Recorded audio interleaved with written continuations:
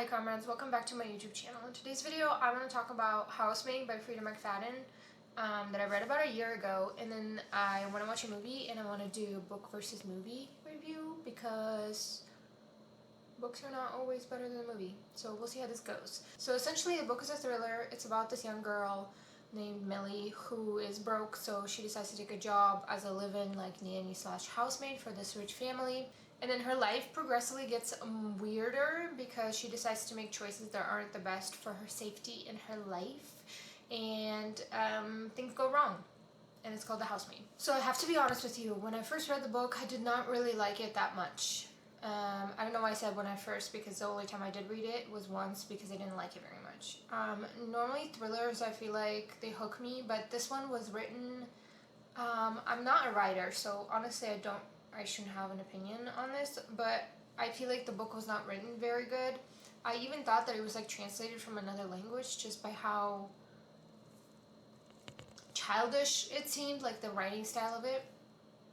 But no, written in English, and apparently the author is a brain surgeon or something like that, which I genuinely cannot believe. This video is going to be full of spoilers. If you're not into that, maybe don't watch this video. But obviously I'm not going to get into every tiny detail of it all, but yeah. The book essentially starts with Millie moving into the house of Nina and Andrew Winchester, and they have a little girl named Cecilia, I think her name was, or Celia. And then progressively Nina, who's the mom, she starts doing like bad things to Millie, where it puts Millie into really awkward situations. Like she makes a mess just for Millie to clean it up. She gives Millie like a bag of dresses because they fit her too small, and then yells at Millie for stealing them. And then she also apparently has a history of like psychotic behavior where she tried to kill her daughter in the bathtub. And then obviously there's Andrew, and Millie slowly kind of starts to fall in love with him and starts to feel bad for him because Nina is clearly like not fit to be a good spouse. Like I don't even know how to put this, because from Millie's perspective, like she's kind of an asshole for doing this to Nina instead of genuinely being on her side and trying to get her help. She just kind of victimizes Andrew instead of Nina because Nina is crazy, but whatever. So Nina leaves out of town, and then Millie and Andrew, they end up going to a play, coincidences, and then they sleep together and they come back, and then Andrew breaks up with Nina, and Nina like begs him to stay, but he decides to kick her out anyways, and then she takes her child and she leaves. And then Millie, our main character, and Andrew, they sleep together again, and then Millie wakes up in the attic. One thing I remember about the attic, that's technically like where Millie's like private quarters were. Quarters.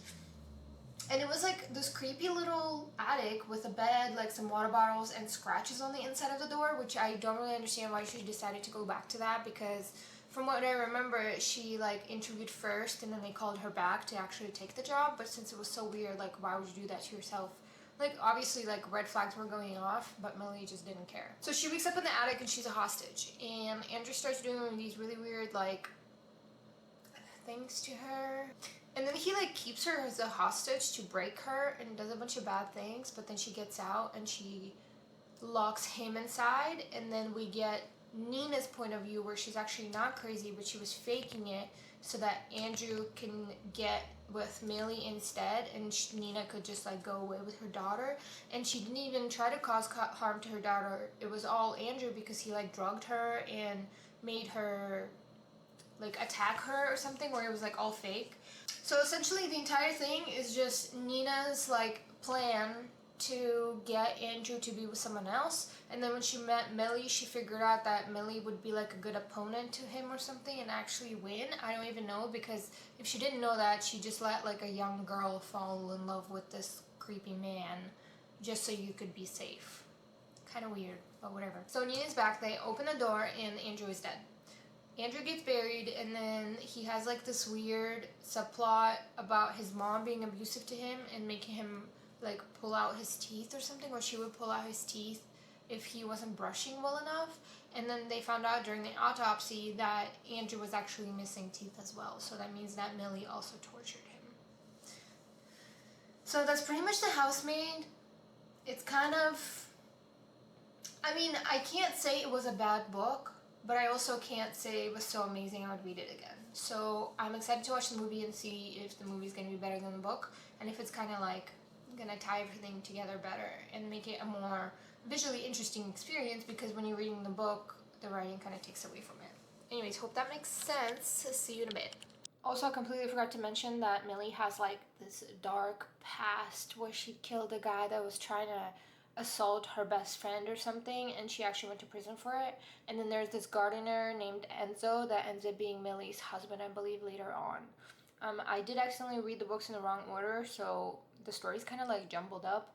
But I believe in this book, Enzo is not that big of a deal, but then he kind of like opens up more as a character. But yeah, Millie has a dark past. I remember her room looking like this in the book. This looks much cuter. In the book, I imagined like a dungeon-looking attic, but this is actually kind of nice.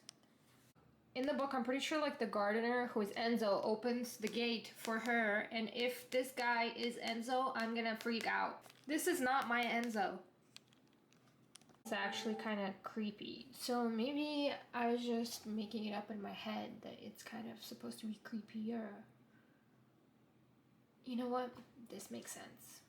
Okay, I'm like halfway through the movie, and so far, I really like it. It's actually really freaking good. Amanda's acting, she played Nina, is phenomenal.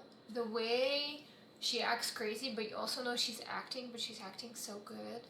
Like the character itself is acting. Right now I'm at the part where Millie and Andrew are together after Nina and her daughter got kicked out. So she just drank some champagne that was extra bubbly, so she's about to become a hostage. So right now I'm at a part where Nina is like doing her monologue as to why she hired Millie. And she's like going over Millie's backstory. Listen to how she says this. Honestly, in my opinion, this is where the bad writing really starts to show. Or some other teen bullshit. She was in prison for murder. My plan was to hire. Come on, man. Okay, well, I just finished the movie, and it was really freaking good. I didn't want to be that person, but it was good. It was a good movie, and the fact that... Oh, you know what I'm realizing? The book kind of reads like it was made to be a movie one day. Instead of like a book just being a book, she probably had it in her mind while writing the series that she wants them to be movies. But to summarize, it follows the book pretty closely, but it definitely helps to see it instead of reading it, because Amanda's performance once again just kind of pulls it all together. Andrew's mom, creepy as usual. She was even worse in the books. They didn't really give us like a huge backstory about him in the movie. But the mom had a weird thing about teeth. Millie's punishment, I thought she had to like balance books on her stomach in the book. But in this one, she had to cut her stomach. Freaking weirdo. I don't remember. I'm pretty sure that's new to the movies, and it was not in the books for sure. Everyone's performance was really good. I really enjoyed the movie. It was a little too long, 2 hours, but whatever. And I'm 1000% sure, I haven't heard anything yet, but they're definitely going to make a movie 2 and 3, and I'm curious if they're going to make the third movie into 2 separate movies like they do with franchises nowadays. But I will definitely be sat and watching. And Sydney Sweeney actually slays. I don't know why she gets so much hate, but she was really good in this movie, and she's hot, so like she fits the role really well. That's pretty much it for this video. If I were to really choose between book versus the movie, I would definitely choose the movie. The book was good, but the movie's just better. But yeah, if you like this video, please give it a like and subscribe for more reviews. See you in the next one.